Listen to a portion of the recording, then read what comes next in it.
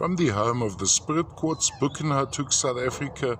Recently I had a good look at these Spirit Quartz just to get a perspective back. You know, we have such an abundance of these in South Africa that we forget the late 1990s when these guys first came out. Magnificent, like sweets, absolute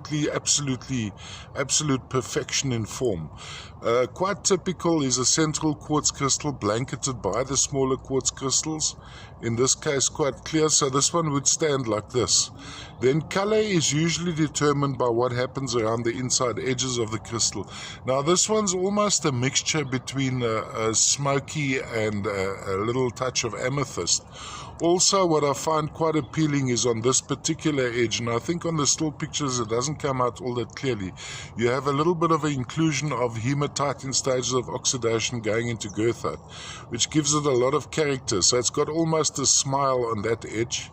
So from a display point of view, if you have it lying flat, and it would lie flat like this, you'd have it going around like this. I think this is very similar to the Coca-Cola color. Reason for my selection here is, first of all, the color is pretty unusual. Came out of a pocket many moons ago, must have been in the early 2000s. Of course, we could find again, but on close inspection, all the material is different, depending on where it came from, which section.